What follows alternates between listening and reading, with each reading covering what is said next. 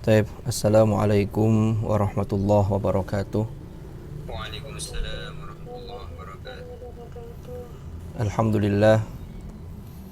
Wassalatu wassalamu ala rasulillah Sayyidina Muhammadin ibni Abdillah wa ala alihi wa sahbihi wa mawalah, amma ba'd. Hadratal muhtaramin, para asatidz di Bait Al-Quran dan juga para santri Bait Al-Quran yang sudah hadir di majelis Zoom pada pagi hari ini. Alhamdulillahirabbil alamin. Kita masih diberi kesempatan oleh Allah untuk melanjutkan salah satu rutinitas kita, yaitu kajian tafsir 2 mingguan. Mudah-mudahan apa yang kita laksanakan ini senantiasa diberi kekuatan oleh Allah, diberi keistiqomahan, dan mudah-mudahan senantiasa mendapatkan ridha Allah Subhanahu wa ta'ala, serta menjadi wasilah turunnya rahmat Allah, sehingga kita, keluarga kita, putra-putri kita, semuanya ini betul-betul menjadi ahlul ilmi, ahlul khair, dan ahlul Quran. Dan semoga majelis ini ditakdir menjadi majelis ilmu yang nafi'an mubarakan fid dini wad dunya wal akhirah. Ala hadhihi niyyah wa ala kulli niyyatin salihah wa ala ma nawainah wa ala ma nawahu as-salafus salih. Thumma ila hadratin nabiyil mustafa Muhammadin sallallahu alaihi wasallam wa ila silsilati masyayikhina fi ta'limina wa ta'allumina wa ila hadrati ikhwani nabi Muhammadin sallallahu alaihi wasallam minal anbiya wal mursalin was sahabati wat tabi'in wal ulama'il amilin wal musannifin wal qurra'i wal mufassirin wa nakhussu khususan ila Imam Ahmad As-Sawi wal imamainil jalilain Jalaluddin Al-Mahalli wa Jalaluddin As-Suyuti wa nafa'ana bihim wa bi'ulumihim fid dharain amin. Al-Fatihah.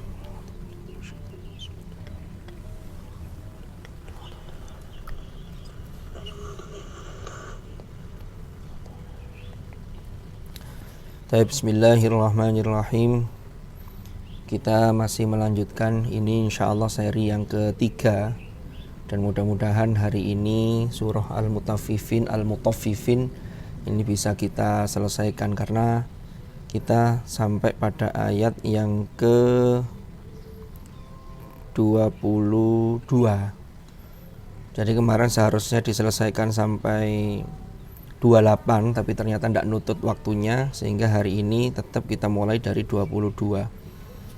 Ya, ini 22 sampai 28 ini satu rangkaian episode cerita, masih lanjutan dari yang kemarin. Baru nanti di ayat 29 itu bercerita mengenai kebalikan. Kalau kemarin ini bercerita tentang orang-orang yang mendapatkan nikmat kelak di akhirat. Dan nanti di episode terakhir itu kita akan bicara mulai ayat 29 itu tentang orang-orang yang durhaka. Innal ladzina ajramu kanu minal ladzina amanu yadhakun. Sekarang kita mulai dari innal abrar lafi na'im. Bismillahirrahmanirrahim.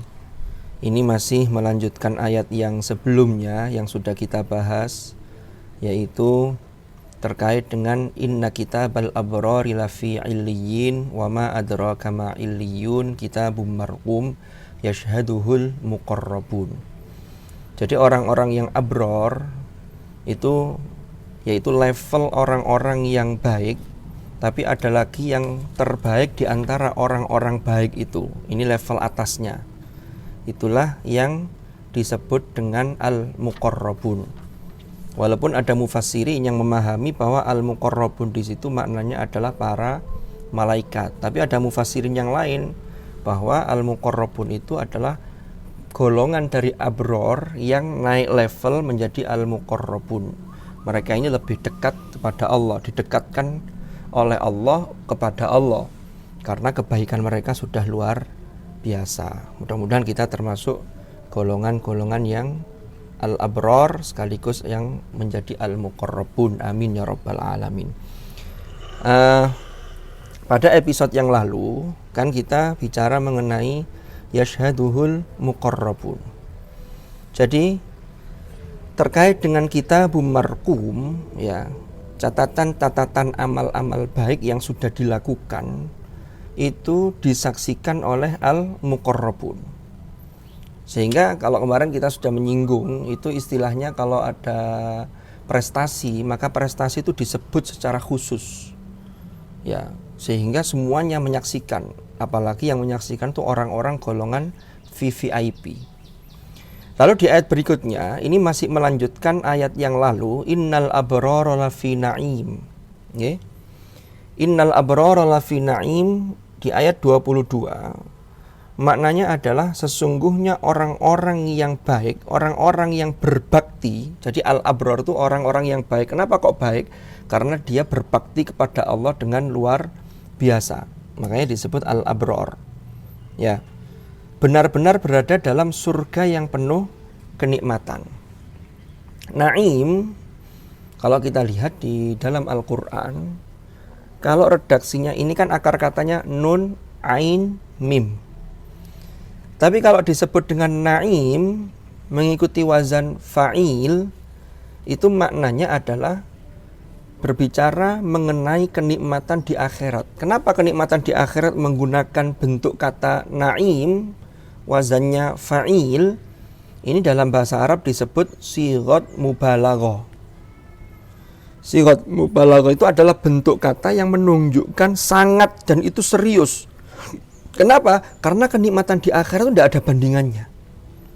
Kalau kenikmatan di dunia itu masih ada bandingannya. Makanya nanti dari akar kata yang sama, nun, ain, mim, itu muncul kata-kata ni'mah. Ni'mah. Ya nikmat itu lalu diserap dalam bahasa Indonesia menjadi nikmat. Itu jamaknya ni'am. Ni'matun, ni'amun. Apa maknanya? Nikmat itu bisa anugerah Allah, kenikmatan yang bersifat bisa spiritual, bisa material. Kalau yang spiritual contohnya apa? Contohnya Al-Quran, petunjuk agama, itu adalah nikmat dari Allah. Itu anugerah yang luar biasa ketika kita berada di dunia. Ini nanti yang mengantarkan menuju naim. Gitu. Lalu Allah dalam Al-Quran itu juga menggunakan kata na'mah. Na'mah itu sama akar katanya, hanya harokatnya, nunnya itu diharokati, dibaca dengan harokat fathah. Bedanya apa? Ternyata Al-Quran menggunakan na'mah itu adalah nikmat Allah yang diberikan kepada seseorang, tapi ternyata orang itu tidak mensyukurinya, atau dia kategori orang-orang yang kafir. Contohnya dalam Al-Quran ada ayat wadharni wal mukadzibina ulin na'mati wa mahilhum qalil. Itu wadharni wal mukadzibin, ulin na'mah, bukan ulin nikmah tapi ulin na'mah. Sehingga na'mah itu nikmat tapi tidak difungsikan atau tidak disyukuri sesuai dengan tujuan penganugerahannya, sehingga menjadi na'mah. Ya. Dalam bahasa Arab itu ada yang lawannya ni'mah itu niqmah, itu pakai qaf. Ya. Ilahi salimil ummah itu minal afati wan niqmah itu pakai qaf. Kalau itu maknanya adalah bala bencana, maknanya adalah sesuatu yang menyengsarakan, yang tidak enak, itu niqmah itu pakai qaf. Ini beda lagi akar katanya. Nah, orang-orang yang baik al-abror itu di akhirat nanti dapat kenikmatannya seperti apa? Nah, ini dirinci di ayat berikutnya. Jadi naimnya itu tanpa batas. Karena tadi sudah kita jelaskan bedanya kata naim dengan ni'mah. Jadi naim itu lebih pada menunjukkan kenikmatan di akhirat, karena itu tidak ada batas. Kalau di dunia itu pasti ada batas, karena di dunia ini kita ini makhluk yang memang punya keterbatasan. Ya. Keterbatasan yang tidak bisa kita terabas. Sehebat apapun orang, ada saatnya dia pasti akan terbatas, pasti sudah. Dari sisi usia, orang yang kaya raya kalau sudah mati ya sudah selesai, berarti terbatas. Ada limitasi, ada limit itu kan batas itu ya. Jadi yang tidak bisa dilawan manusia itu termasuk dari sisi limitasi. Tapi kalau di akhirat nanti karena kehendak Allah, bagi orang-orang yang abror itu betul-betul lafi naim. Apalagi nanti kalau kita lihat di dalam kajian bahasa Arab, itu kalau sudah ada inna Lalu ada lam, yang lamnya menunjukkan untuk penguat, sungguh. Nah itu kan ada lafi, itu sebelum huruf jarnya, sebelum fi, ini menunjukkan janji yang serius. Inna. Jadi biasanya dalam tradisi Arab itu, kalau mengungkapkan sebuah ungkapan, kata atau kalam, itu biasanya informasi biasa. Kalau tidak percaya nanti ditambahi lagi inna, tambahi lagi adat, atau ditambahi lagi perangkat-perangkat yang menunjukkan tentang sumpah, yang menunjukkan keseriusan. Nah nikmat itu berupa apa? Nah ini, yang pertama, alal araiki yanzurun. Orang-orang yang al-abror itu nanti di akhirat itu berada di alal araik. Araik itu jamak dari al-arikah. Jadi al-araik itu jamak dari al-arikah. Apa maknanya? Di ayat 23, alal araiki yanzurun, yaitu mereka duduk di atas dipan-dipan sambil melepas pandangan, nyantai, melihat. Yang menarik di ayat ini, Allah menggunakan ungkapan bahasa dengan al-arikah yang jamaknya araik. Jadi kalau ranjang atau dipan itu dalam bahasa Arab itu ada yang disebut dengan firosh. Kalau firosh itu ya kasur gitu aja. Ya masih beberan di bawah atau di atas ada kasurnya, itu disebut firosh. Tapi ada level atasnya lagi. Kalau kasur itu di atas dipan dan itu dipan itu diberi tirai yang mewah, diberi selambu, maka disebut dengan al-arikah. Jadi al-arikah itu jamaknya adalah al-araik. Nah, ini berarti spesial. Karena tidak semua orang. Beda dengan firosh tadi. Kalau firosh, ya kasur biasa. Tapi kalau arika, araik jamaknya, ini kasur tapi yang diberi selambu atau tirai. Dan itu terkesan memang mewah sekali. Kalau kita ambil satu gambaran sederhana saja. Ini hanya sebuah analogi tapi tidak sepenuhnya persis ya. Tapi hanya untuk memasukkan pemahaman pada diri kita. Jadi kalau jenengan tidur hari-hari biasa, itu di dipan atau ranjang ya biasa saja. Tidak dihiasi, tidak diberi selambu, tidak diberi tirai. Tapi di rumah orang-orang yang kaya, atau biasanya kalau ada pengantin, ya walaupun tidak semua pengantin ya. Biasanya kalau ada manten atau pengantin, itu ranjang di kamar pengantin itu didesain khusus, dikasih melati, ditutupi selambu. Tapi ya hanya 1 hari 2 hari itu, setelah itu diambil lagi sudah. Karena itu paket dari tukang riasnya biasanya, 1 paket begitu kan. Tapi itu kesannya menjadi mewah. Dan yang di situ itu sudah, itu nyaman, hatinya tenang. Nah ini kenikmatan yang diperoleh oleh al-abror. Innal abrara lafi naim 'alal araiki yanzurun. Jadi mereka itu sambil di atas dipan, sambil nyantai, dipannya mewah, sambil melepas pandangan itu bukan pandangan yang penuh pikiran sumpek, enggak. Tapi pandangan yang penuh dengan keceriaan dan kebahagiaan. Orang itu kalau memandang dengan pandangan sumpek, dengan memandang dengan pancaran kebahagiaan, itu beda cara pandangnya. Nah yang dimaksud di sini, yang zurun, itu dengan pandangan yang sangat bahagia. Nah itu diketahui dari mana? Di ayat berikutnya. Allah mengatakan ta'rifu fi wujuhihim nadratan na'im. Ya. Ta'rifu fi wujuhihim nadratan na'im di ayat ke-24 itu maknanya adalah kamu dapat mengetahui ya. Karena mereka ini memandangnya itu pandangan-pandangan yang bahagia itu diketahui dari mana?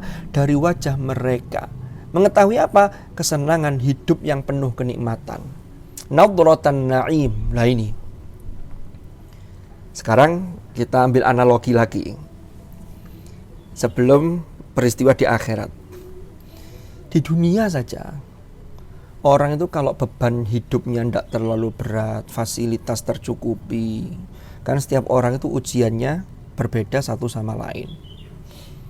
Ada yang diuji dari sisi perekonomian, umpama.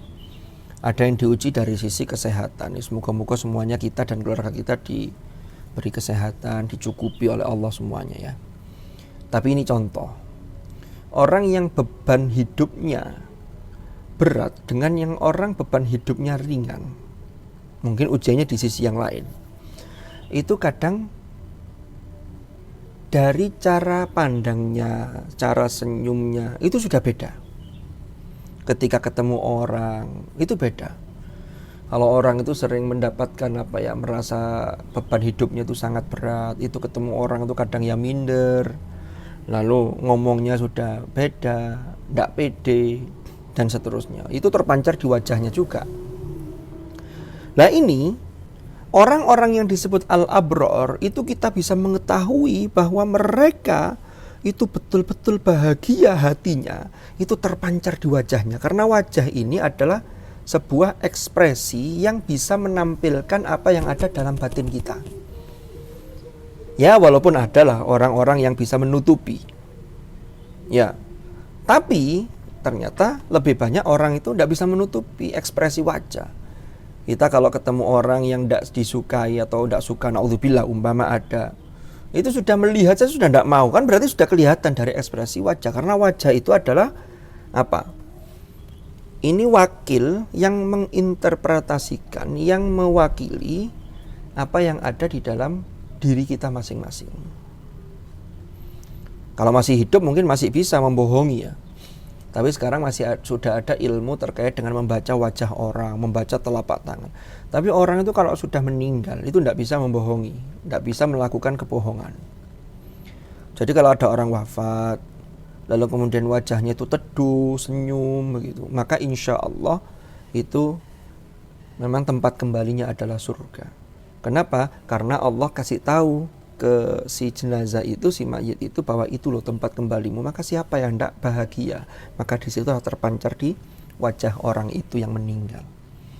Ada orang itu yang naudzubillah meninggal tuh kelihatannya wajahnya suram begitu, naudzubillah. Kalau sudah begitu gimana? Ya tetap didoakan.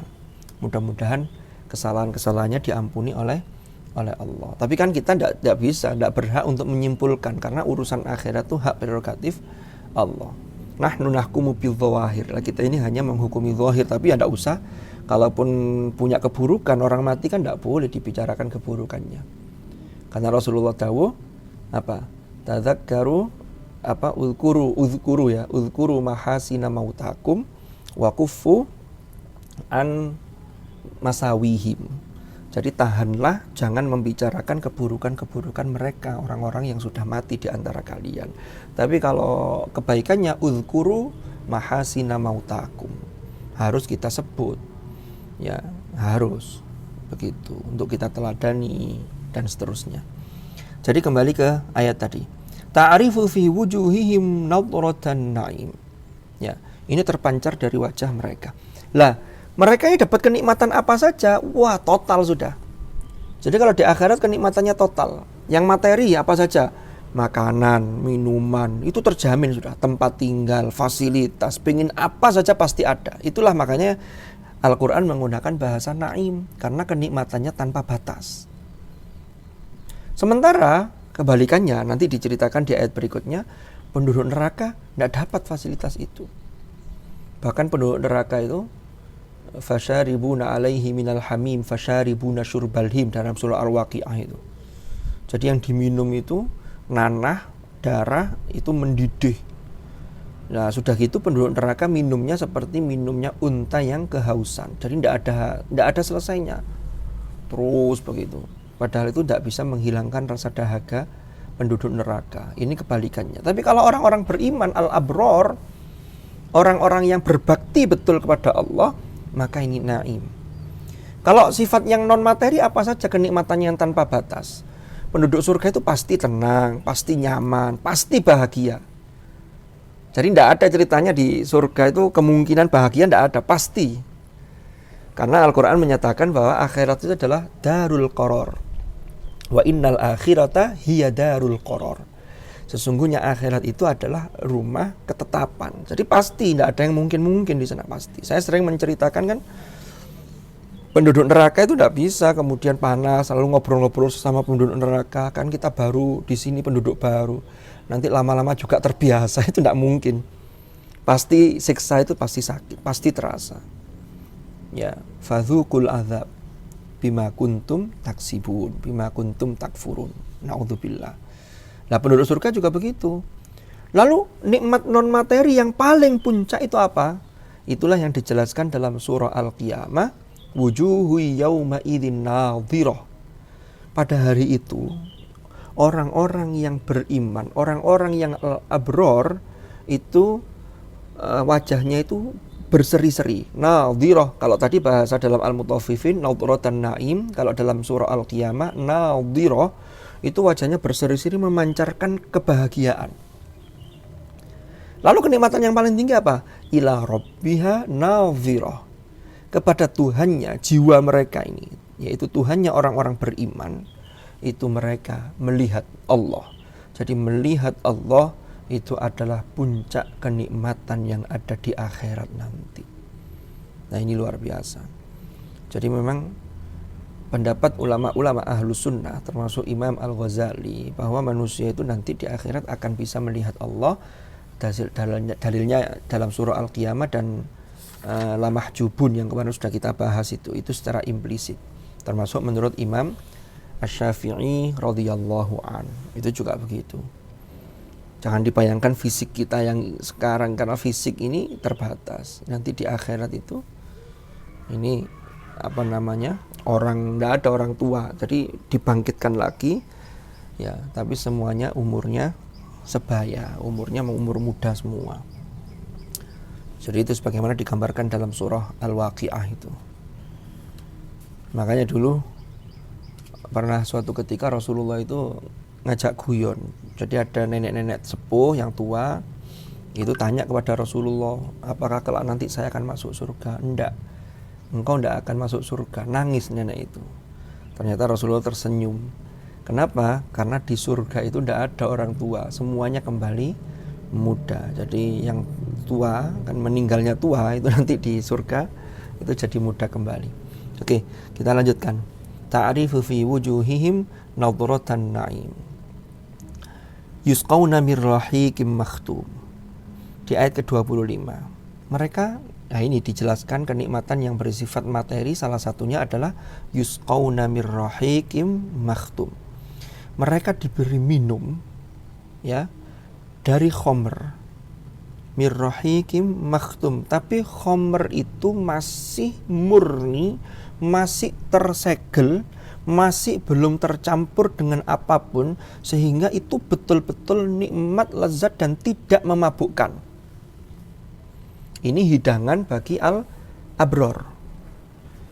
Jadi kalau al-abrornya saja itu dapat itu, apalagi al-muqarrabunnya. Karena al-muqarrabun itu pasti al-abror. Tapi kalau al-abror belum tentu naik level muqarrabun. Ini yang harus difahami. Rahiq itu dalam bahasa Arab itu memiliki makna minuman, salah satu jenis minuman yang berkualitas sangat tinggi. Ya, disifati dengan makhtum. Makhtum itu apa maknanya? Makhtum itu dilak, disegel, sehingga ini betul-betul minuman yang luar biasa. Orang itu kalau beli minuman atau makanan, itu kalau yang masih segel itu bagus. Apalagi ini segelnya bukan segel sembarangan. Makanya biasanya ada produk-produk itu yang ditulisi jangan diterima apabila segel rusak. Berarti sudah entah dibuka, entah sudah rusak, entah apa begitu. Nah ini salah satu hidangan bagi al-abror itu khamr, yang khamr itu nanti akan kita jelaskan itu berbeda dengan khamr yang disebut di dalam surah Muhammad. Ya. Sekarang kita lanjutkan dulu. Di surah Muhammad nanti seperti apa? Nanti kita kupas lagi. Kita akan kembali ke situ. Tapi kita lanjutkan dulu biar memiliki pemahaman yang utuh. Lah, segelnya itu kayak gimana gambarannya? Khitamuhu misk. Segelnya itu bukan segel sembarangan. Khitamuhu misk. Khitam itu sesuatu yang menutupi, atau bisa maknanya segel. Segel itu adanya di akhir. Jadi setelah dituang, diisi, ini karena istimewa lalu disegel. Dihidangkan dalam kondisi masih tersegel. Sehingga membuka itu luar biasa itu. Ya. Khitamuhu misk di ayat 26. Jadi segelnya itu dari minyak misik atau kasturi. Dalam qiraahnya Imam Ali Al-Kisai. Ali Al-Kisai itu salah satu imam qiraat dari kota Kufah. Imam Ali Al-Kisai itu riwayat yang beliau terima dan diriwayatkan oleh beliau Ali Al-Kisai itu membaca bukan khitamuhu misk tapi khotamuhu misk. Nah, kita nggak akan memperdebatkan. Jadi gini, Ali Al-Kisai itu termasuk salah satu dari imam qiraat yang 7 sab'ah. Sehingga bacaan ini semua sanadnya bisa dipertanggungjawabkan sambung sampai Rasulullah. Perbedaan qiraat ini hikmahnya itu ternyata maknanya ini bisa saling melengkapi. Gimana? Jadi ngeten. Kalau khitamuhu misk itu bicara mengenai segel yang menutupi. Kan sebelum khomer itu, sebelum botol segelnya itu kosong lalu diisi, lalu disegel sehingga segel itu adanya di akhir. Kalau khotamuhu misk itu maknanya jadi begini. Akhir dari aroma meminumnya itu kasturi atau misik. Jadi kalau khitamnya itu segelnya dibuka lalu diminum, itu kalau dibaca dengan qiraatnya Ali Al-Kisai khotamuhu misk, maknanya menjadi sampai tegukan terakhir dari botol khomer itu, yang khomer khusus penduduk surga ini ya, yang al-abror, itu sampai akhir titik akhirnya itu tetap wanginya luar biasa, kelezatannya luar biasa. Itu bedanya antara khitam dengan khotamuhu misk. Jadi qiraat itu membantu dari sisi penafsiran, itu bisa memperkaya wawasan terkait dengan penafsiran ayat Al-Quran. Itu dari qiraat. Jadi perbedaan qiraat, ikhtilaful qiraat atau tanawwu' al-qiraat itu. Nah, kita bicara mengenai lafadz kha, ta, dan mim. Rasulullah Sallallahu Alaihi Wasallam itu memiliki satu cincin, yang cincin itu disebut dengan apa? Khotam. Ternyata khotamnya Rasulullah itu, cincin itu dipakai sebagai untuk menyetempel, karena di cincin Rasulullah itu ada tulisannya baris pertama yang bawah Muhammad, baris kedua Rasul, baris ketiga Allah.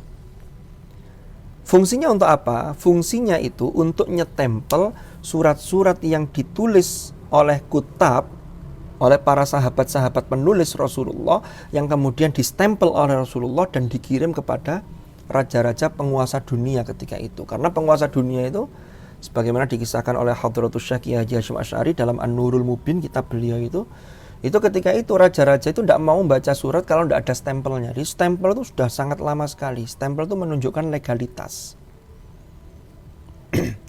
Nah, senada dengan ini, Rasulullah itu disebut Makana Muhammadun aba ahadim mir rijalikum walakin Rasulullah wa khataman nabiyyin.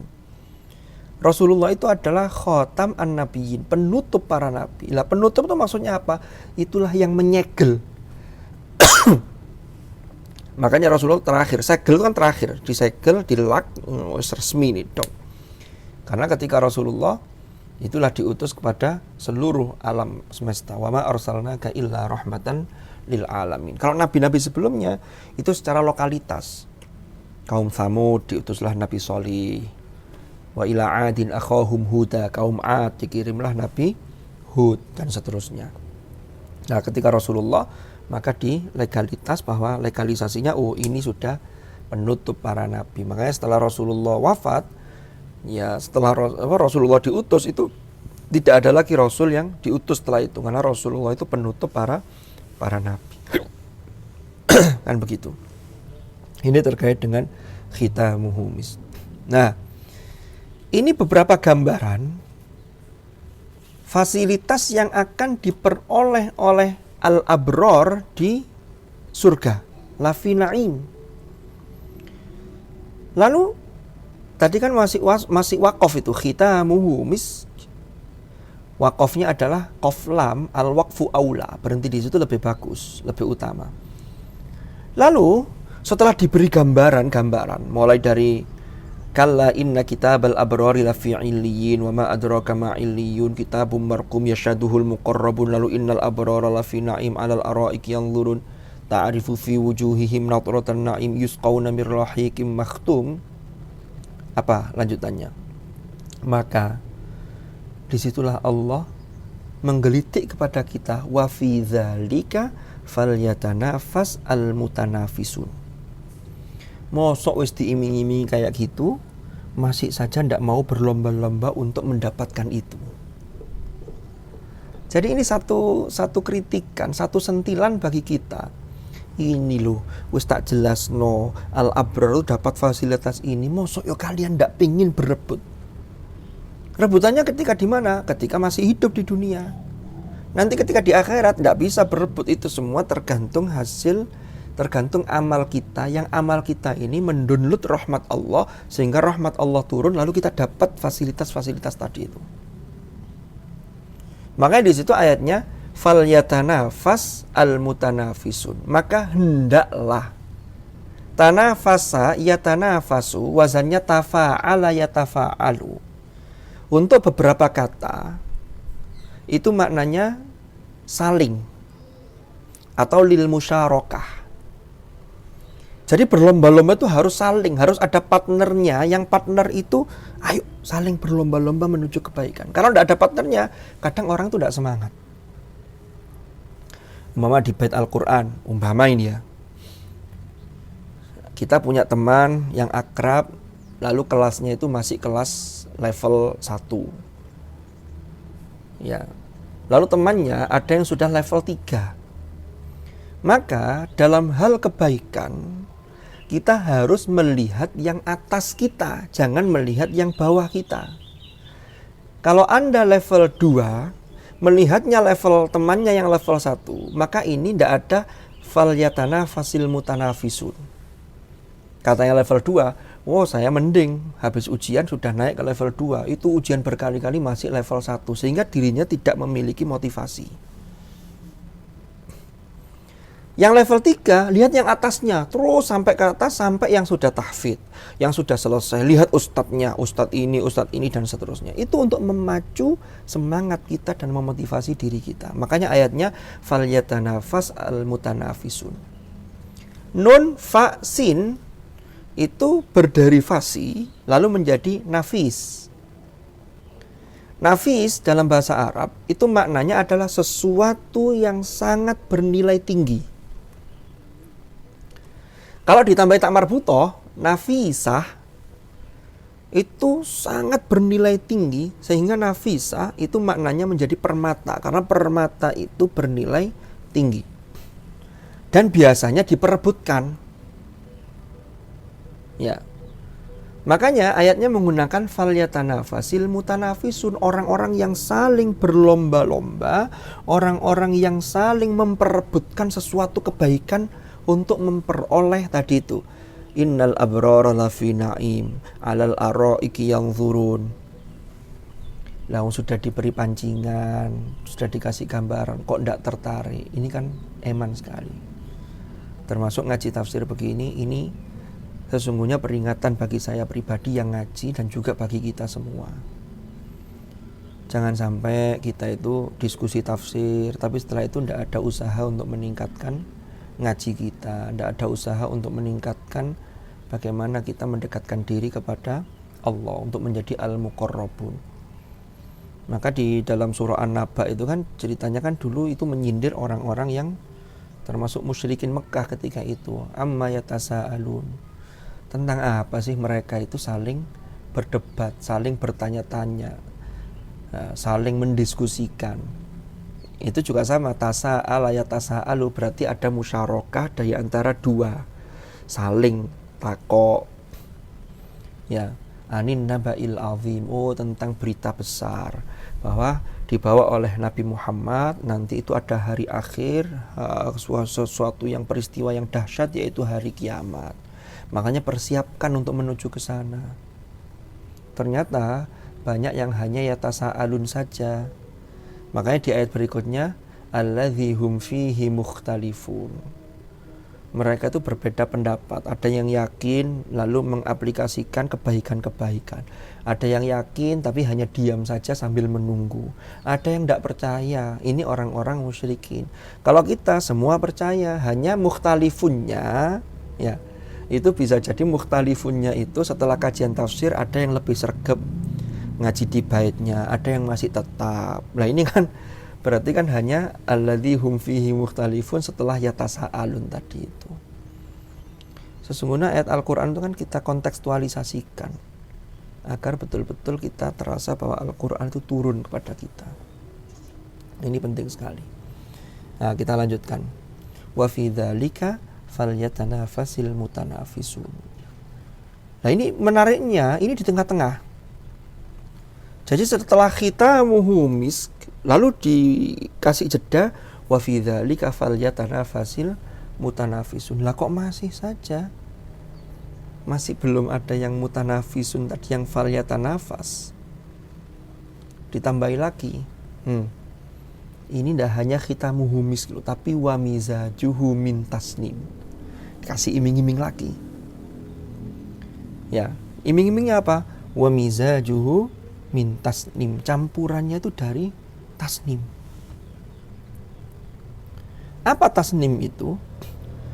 Ainan yashrabu bihal muqarrabun. Jadi tasnim itu salah satu nama mata air yang terdapat di surga. Yang mana mata air itu yang bisa minum di situ itu adalah al-muqarrabun. Jadi tasnim itu akar katanya dari sin, nun, mim, sanama, yang maknanya asalnya adalah meninggikan. Makanya dalam bahasa Arab punuknya unta itu kan punya punuk. Ada yang punya satu punuk, ada yang punya dua punuk. Kalau punya dua punuk dia lebih tahan lama di padang pasir, tidak makan, tidak minum. Karena bisa memiliki tempat cadangan persediaan makan dan minumnya itu di punuknya itu. Ada yang punuknya cuma satu.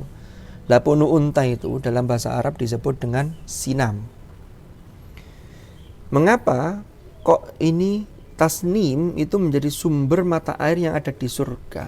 Karena ini untuk menunjukkan bahwa sumber mata air yang namanya tasnim itu berada di ketinggian. Karena akar kata dari sanama itu maknanya meninggikan. Sumber mata air itu kalau dari pegunungan itu jauh lebih segar. Ini ibaratnya di dunia loh ya. Ya. Kalau dekat dengan air laut itu kan kadang tercampur air laut termasuk asin. Air laut kan asin.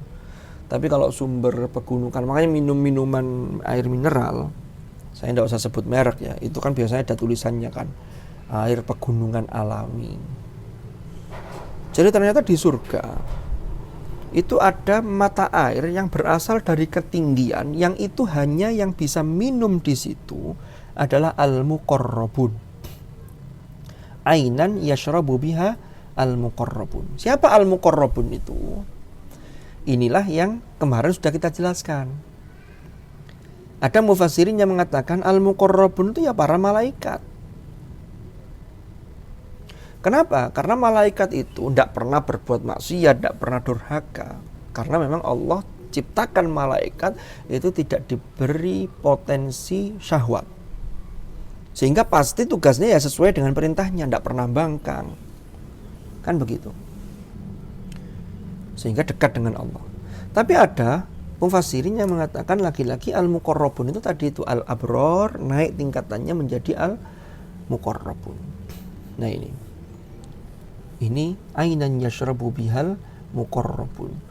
Jadi setelah falyatanafasil mutanafisun tadi itu, ini diselingi itu lalu diiming-imingi lagi wa mizajuhu min tasnim ainan yashrabu bihal muqarrabun. Makanya kalau kita lihat dan bisa kita ambil pelajaran dari rangkaian ayat mulai dari ayat ke-18 ya sampai ke ayat 28. Ini bisa kita petakan begini. Setelah Allah memuliakan catatan amal bagi orang-orang yang berbakti atau al-abror, ya, Allah meninggikan kedudukan mereka. Mereka ini berada di surga yang penuh dengan naim. Lalu kenikmatan itu disifati dengan 3 hal. Yang pertama, mereka ini melihat dari ketinggian di atas dipan atau kasur, yang dipan itu dihiasi dengan tirai kelambu. Melihat apa? Melihat semua karunia yang diberikan kepada mereka, yang berupa apa? Berupa jenis-jenis, semua jenis kemuliaan, semua jenis kenikmatan, termasuk bidadari, lalu wildanum mukhalladun. Wildan itu pelayan-pelayan yang melayani semua fasilitas yang ada di surga. Lalu mendapatkan fasilitas makanan, fasilitas pakaian, kendaraan, dan selengkap sudah, naim tanpa batas. Makanya Rasulullah bersabda dalam salah satu sabda beliau, yalhadhul mu'min fayuhitu bikulli ma atahullahu wa inna adnahum yatara'a lahu mithlu sa'atid dunya. Ini kata Rasulullah. Jadi ketika itu seorang mukmin itu memperhatikan seluruh karunia yang diberikan Allah kepadanya. Ya. Alal araiki yanzurun. Jadi semua diperhatikan. Yang menarik, sabda Rasulullah itu lanjutannya, sesungguhnya karunia Allah yang paling rendah yang diberikan kepada mereka itu terlihat seluas dunia. Jadi yang paling rendah saja itu kenikmatan itu terlihat seluas dunia. Nah, ini kan luar biasa. Lalu yang kedua tadi sudah kita bahas, di wajah mereka terlihat pancaran kenikmatan. Ta'rifu fi wujuhihim nadratan na'im. Lalu yang ketiga, mereka itu al-abror itu diberi minum khamr yang murni yang tidak memabukkan. Ya, di surat As-Saffat itu dijelaskan, yutafu alaihim bika'sim min ma'in bayda'a ladzatil lisyaribin la fiha ghaulun wala hum anha yunzafun. Jadi la fiha ghaulu wala hum anha yunzafun itu tidak ada di dalamnya itu efek khamr seperti efek khamr ketika di dunia. Dan mereka tidak mabuk karenanya. Ini jauh melebihi khamr. Di dunia ini kan kadang-kadang bagi sebagian orang khamr itu kan dikira minuman yang enak, bisa gini dan seterusnya. Makanya ditampilkanlah nanti di surga itu ada khamr yang luar biasa yang tidak memabukkan. Tapi jangan disamakan dengan khamr yang ada di dunia karena pasti berbeda. Dan kalau kita lihat lebih lanjut di dalam tafsir Al-Munir, Profesor Wahbah Az-Zuhail itu menjelaskan jenis khamr ini itu berbeda dengan khamr yang dalam surah Muhammad ayat 15. Wa anharum min khamril ladzatil lisyaribin wa anharum min asalim musaffa. Kan di surga itu berbagai jenis sungai, yang sungai itu ada sungai isinya sungai khamr, ada sungai isinya sungai madu. Ya. Asalin musaffa itu madu yang tersaring yang betul-betul bagus murni, itu asalin musaffa. Lah, khamr yang ini itu levelnya lebih tinggi dibanding khamr yang mengalir di sungai khamr itu, beda. Kenapa? Itu difahami dari ayat khitamuhu misk. Sehingga khamr ini sudah disegel dan itu lebih mulia dan lebih utama bagi penduduk surga. Tapi itu orang-orang pilihan. Ya, kalau surga level-level biasa ya khamr yang ada di sungai-sungai itu sebagaimana yang dalam surah Muhammad ayat 15. Ya. Sehingga itu bisa kita lihat rahikim makhtum. Ya, itu rahik itu minuman khusus lalu disifati dengan makhtum, itu menunjukkan sesuatu yang murni terbaik. Dia memiliki 4 sifat. Sifat yang pertama, ia ditutup rapat, tersegel. Sehingga belum pernah disentuh, diicipi orang lain, belum pernah, ini khusus. Yang kedua, tutupnya saja wangi. Bahkan kalau kita menggunakan qiraatnya Ali Al-Kisai, inilah yang oleh Al-Farra, salah satu pakar bahasa Arab dan seorang ulama bahasa Arab, itu menunjukkan bahwa khitam itu juga berarti akhir setiap sesuatu, sehingga khatamuhu mis, kalau bacaan Al-Kisai tadi, itu minum sampai teguk terakhir pun wangi. Nah, kalau sudah wangi begitu, maka Berarti sejak awal segel sampai diminum tetes terakhir itu tetap luar biasa. Lalu yang ketiga, minuman tersebut itu sebagai objek yang diperebutkan oleh hamba-hamba karena ketinggian derajatnya. Makanya sampai diiming-imingi wa fi dzalika falyatanafasil mutanafisun. Lalu yang keempat disifati wa mizajuhu min tasnim. Ini campurannya adalah tasnim. Nah, tasnim itu Abdullah ibnu Mas'ud, salah seorang sahabat Rasulullah, itu menjelaskan tasnim itu adalah mata air di surga yang merupakan tempat minum para malaikat dan orang-orang mukmin yang dekat dengan Allah Subhanahu wa ta'ala. Makanya tadi saya dasarnya dari mana kok mengatakan bahwa ada al-abror, ada al-muqarrabun. Itu Imam Ar-Razi dalam At-Tafsirul Kabir, Mafatihul Ghaib ya, Imam Fakhruddin Ar-Razi itu menjelaskan apa yang ada dalam surah Al-Waqi'ah. Jadi tingkatan orang mukmin itu ada namanya al-muqarrabun, lalu ada ashabul yamin. Ashabul yamin itu al-abror, yang kalau al-muqarrabun levelnya atasnya. Nanti lawannya siapa? Ashabus shimal. Kenapa kok disebut ashabul yamin dan ashabus shimal? Itu terkait ketika menerima catatan amal tadi itu. Ya. Catatan amal yang diterima dengan tangan kanan dengan baik, maka itu menunjukkan orang ini baik. Tapi dengan tangan kiri, apalagi wara'a dhahri, dulu sudah pernah kita bahas di surah Al-Insyiqaq itu. Maka wara'a dhahri pun itu sebenarnya ashabus shimal, tapi posisi nerimanya itu tangannya begini. Jadi sudah tangan kirinya dari balik badannya. Sehingga ini orang yang sangat buruk perilakunya ketika hidup di dunia. Na'udzubillah. Itu ashabus shimal. Oke, sekarang kita lanjutkan ayat ke 29. Masih ada 15 menit lagi. InsyaAllah nutut ini. Nah, sekarang kita masuk al-mutaffifin di episode-episode yang terakhir ini. Jadi ini setelah menjelaskan tentang orang-orang al-abror, maka di 29 sampai 36 di al-mutaffifin ini itu menjelaskan tentang orang-orang yang durhaka.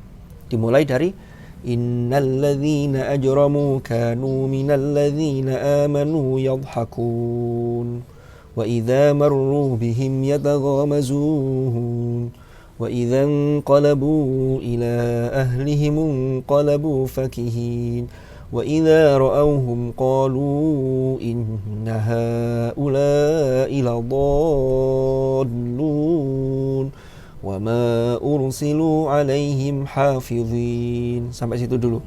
Berarti itu sampai ayat yang ke-33. Ayat 29 ini menurut sebagian mufassirin atau sebagian ulama ini mengatakan ayat ini turun di periode Makkiyah, qoblal hijrah. Tapi untuk ayat Al-Mutaffifin pertama, wailul lil mutaffifin sampai ayat ke-28 itu turun di Madinah.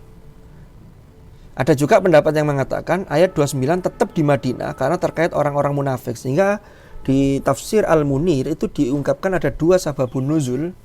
Yang pertama, ayat ini yang disebut dengan innalladzina ajramu itu adalah orang-orang seperti Abu Jahal, Al-As ibnul Wa'il, Al-Walid ibnul Mughirah, Nadhr bin Harith. Itu adalah tokoh-tokoh musyrikin Mekah. Yang mereka itu seringkali kalau melihat orang-orang beriman, apalagi orang-orang beriman yang kondisinya sebagai budak yang kemudian dimerdekakan atau masih sebagai budak. Contohnya Ammar bin Yasir, lalu Bilal bin Rabah, Suhaib. Itu mereka itu sering melecehkan, menertawakan. Nah itu. Lalu ada pendapat yang kedua terkait dengan sababun nuzul ayat ini. Jadi Ali bin Abi Thalib radhiyallahu anhu wa karramallahu wajhahu itu pernah mendatangi sekelompok orang munafik. Ternyata mereka ini setelah diajak baik-baik, mereka malah menertawakan dan menghina serta memicingkan mata mereka. Maka turunlah ayat ini, dan mereka ketika kembali ke komunitas mereka justru malah mengejek, jadi menjadi bahan ejekan orang beriman itu. Makanya kalau kita lihat innalladzina ajramu kanu minalladzina amanu yadhhakun di ayat 29. Maknanya adalah sesungguhnya orang-orang yang berdosa, orang-orang yang durhaka adalah mereka yang dulu menertawakan orang-orang yang beriman. Jadi orang-orang itu yang kafir-kafir itu sering menertawakan orang beriman. Nah, lihat tuh. Bilal, lapo golek opo, kan begitu. Bahkan tidak hanya itu, wa idza marru bihim yataghamazun. Jadi kalau mereka ini lewat papasan dengan orang-orang beriman, ya, melintas mereka ini di hadapan mereka ini mengedipkan mata sesama orang-orang mujrim, orang-orang yang durhaka, orang-orang yang kafir. Untuk apa? Untuk saling mengkode sambil ngece orang beriman. Nah ini, yataghamazun itu dari ghamaza atau al-ghamzu, itu maknanya adalah isyarat dengan kedipan mata. Tujuannya apa? Untuk keburukan, untuk menghina. Lalu di situ taghamaza itu saling. Laki-laki ini lil musyarakah. Berarti kalau saling itu maksudnya mereka saling ketemu lalu mereka saling mengejek untuk mengejek orang yang beriman. Nah ini bisa kita lihat zaman sekarang. Biasanya orang-orang yang durhaka, yang punya banyak harta, itu seringkali menertawakan dan menganggap rendah orang beriman tapi tidak punya banyak harta. Mungkin ada yang komentar begini, lah po gayo po sholat, wong sholat tuh gak ngarai sugi. Bukti ini sudah sholat sekian tahun gak sugi-sugi. Awake dhewe iki gak sholat tapi tetap sugi. Akhirnya mereka merendahkan. Gayo po poso, gayo po wong sembarang tanpa pancet miskin, pancet kiri. Lu kan ini terjadi di zaman sekarang. Jadi begitu-begitu itu terjadi. Jadi Al-Quran itu memaparkan kisah masa lalu, tapi itu boleh jadi terjadi hari ini. Innalladzina ajramu kanu minalladzina amanu yadhakun. Ada orang durhaka, tidak mau ke masjid. Lihat orang sholat serge, berangkat nang masjid, lapo ngoyo-ngoyo, gak ngarai sugi lo kan. Begitu-begitu itu bullying itu. Makanya lanjutannya, wa idza ra'awhum qalu inna haula wa idza qalabu ila ahlihim qalabu fakihin.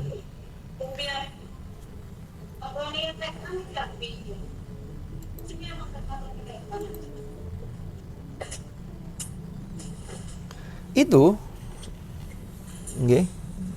Oke. Ya, sebentar lagi. Wa idzan qalabu ila ahlihim qalabu fakihin. Tidak hanya ngece, tidak hanya isyarat mata ketika ketemu, tapi ketika kembali ke komunitas mereka, ke keluarga mereka ngerasani. Mereka lalu kemudian tetap ngece bahwa lapo wong-wong ngoyo-ngoyo. Nah, kan begitu. Fakihin. Wa idza ra'awhum qalu innaha ula ila dhallun. Ya. Itu di ayat yang ke-20 ayat yang ke-32. Apabila mereka kembali kepada keluarganya atau kaumnya, mereka kembali dengan gembira ria sambil mengejek.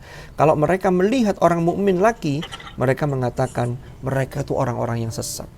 Jadi yang mengikuti agama Rasulullah Muhammad SAW itu dianggap orang-orang yang sesat. Kenapa? Karena tidak mengikuti agama nenek moyang mereka, termasuk yang dilakukan oleh orang-orang tokoh-tokoh kafir Quraisy ketika itu, Al-As bin Wa'il, Al-Walid ibnul Mughirah dan lain sebagainya.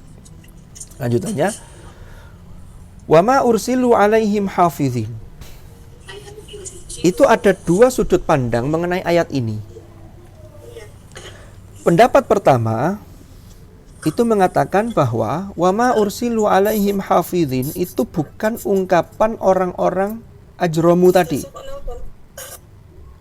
Bukan ungkapan orang-orang yang kafir tadi. Tapi Allah menyatakan bahwa wa ma ursilu alaihim hafizin. Mereka itu loh orang-orang kafir, itu bukan tugas mereka untuk mengawasi orang mukmin lalu menghakimi dan memantau orang mukmin sampai mengatakan bahwa orang mukmin itu sesat. Bukan, itu bukan tugas mereka, itu tugas kami, kata Allah. Makanya ayat ini mengatakan wa ma ursilu alaihim hafizin. Atau ada mufassirin yang lain yang mengatakan begini, wa ma ursilu alaihim hafizin itu masih lanjutan dari wa idza ra'awhum qalu. Jadi mereka itu mengatakan qalu innaha ula ladallun. Orang-orang mukmin itu sesat. Kenapa? Karena mengikuti ajaran Muhammad, tidak mengikuti ajaran nenek moyang kita. Mereka dhallun. Nah, lalu mereka masih melanjutkan wa ma ursilu alaihim hafizin.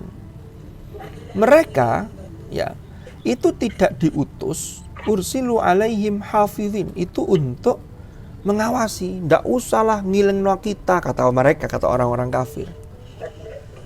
Kami ya sudah ini, tidak usah mengingatkan kami, urusan-urusanmu sendiri.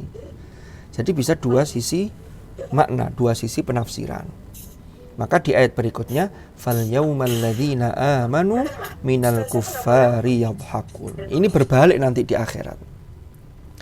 Jadi ketika di dunia orang-orang mukmin ditertawakan oleh orang-orang kafir atau orang-orang yang durhaka atau orang-orang yang sombong lalu durhaka karena kekayaannya itu, ya ngece orang-orang mukmin, maka nanti di akhirat fal yauma alladzina amanu minal kuffari yadhakun, dibalik.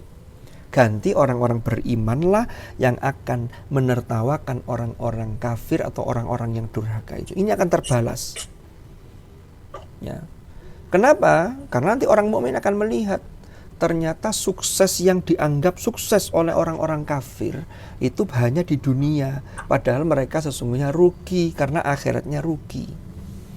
Maka disinilah harus kita pahami bahwa sukses dunia itu adalah proses yang harus mengantarkan pada sukses di akhirat. Kalau sukses di dunia kok tidak mengantarkan sukses akhirat, maka itu namanya rugi, bukan sukses. Itulah sebabnya doa sapu jagat itu mengajarkan Rabbana atina. Mungkin adminnya bisa di mute nggih, Bu Lutfi. Nggih, bisa di mute. Ini admin yang buat.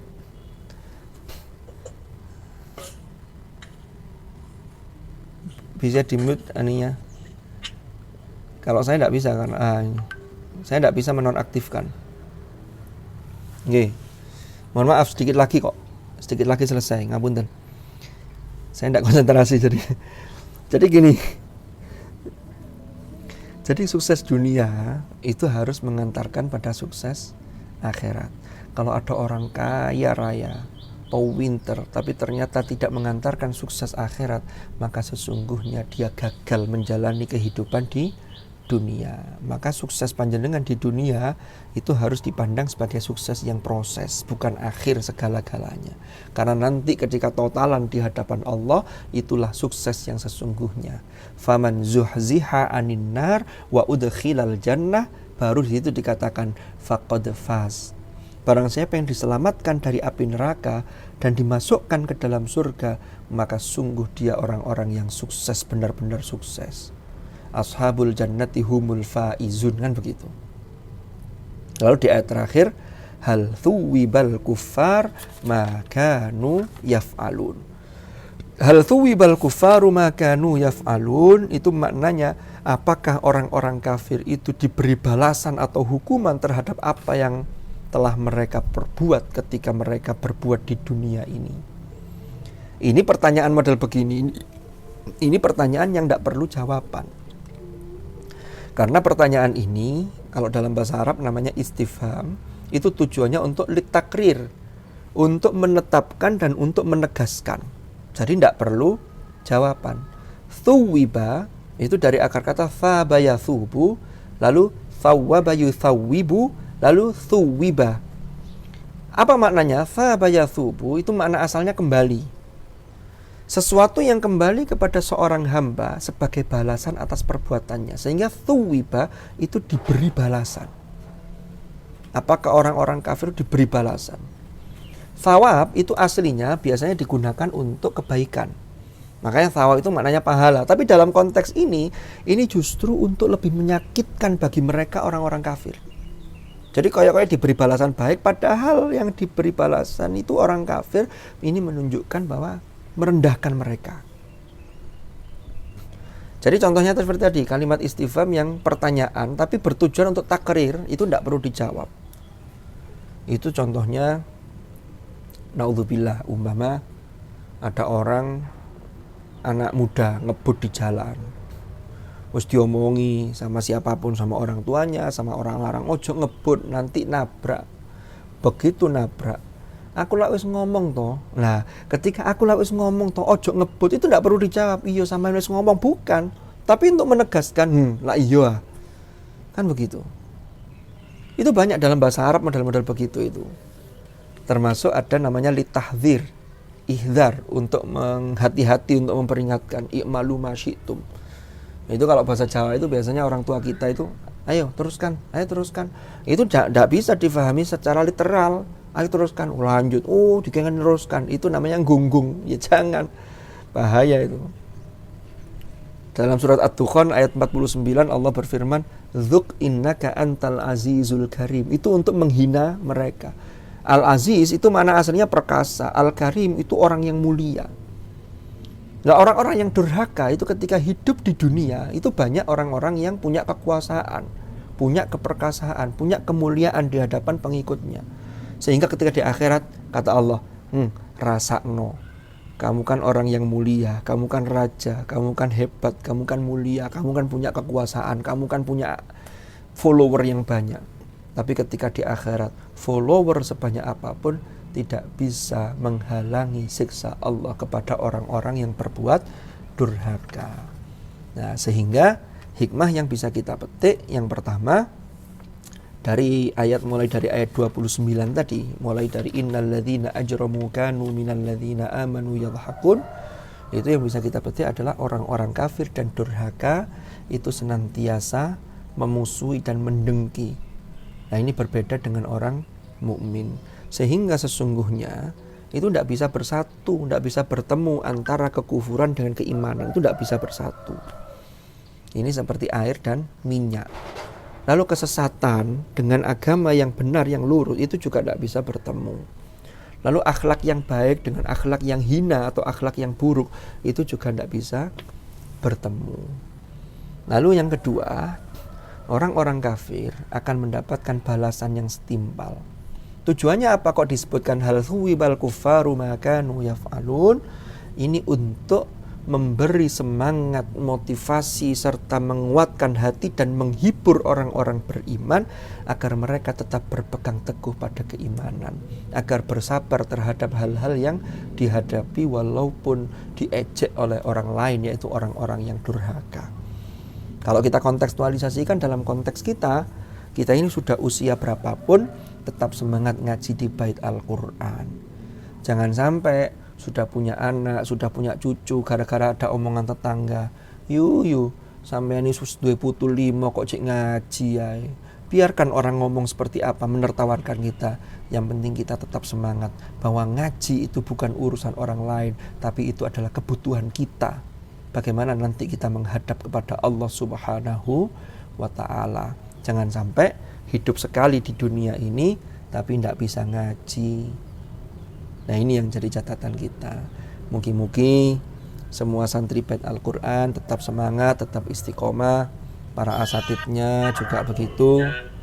Para asatidnya juga semangat dan senantiasa istiqomah. Dan mugi-mugi kita semua, anak cucu kita, keluarga kita ditakdir menjadi ahlul Quran, ahlullah wa khassatuh. Saya kira itu. Wallahu a'lam bishawab. Ada pertanyaan apa kita akhiri? Ya, monggo kalau ada yang mau disampaikan. Kalau tidak ada mungkin langsung ditutup Ustaz Hashim. Nggih, matur nuwun atas perhatiannya. Kita akhiri dengan doa. Mudah-mudahan hajat baik kita yang tadi sudah kita sebutkan diijabah oleh Allah Subhanahu wa ta'ala. Al-Fatihah.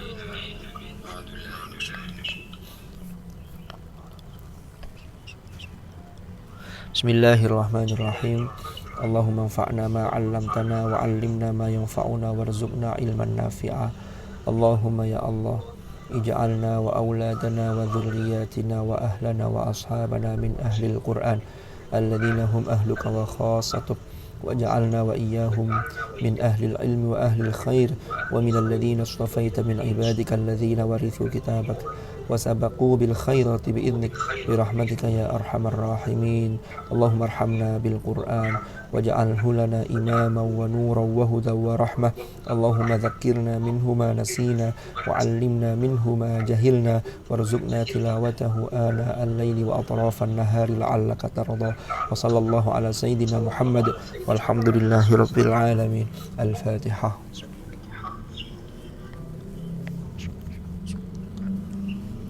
Subhanakallahumma wa bihamdik, asyhadu an la ilaha illa anta astaghfiruka wa atubu ilaik. Wa sallallahu ala sayyidina Muhammadin walhamdulillahi rabbil alamin. Hadanallah wa iyyakum ajma'in. Al-afa minkum. Assalamualaikum warahmatullahi wabarakatuh. Waalaikumsalam.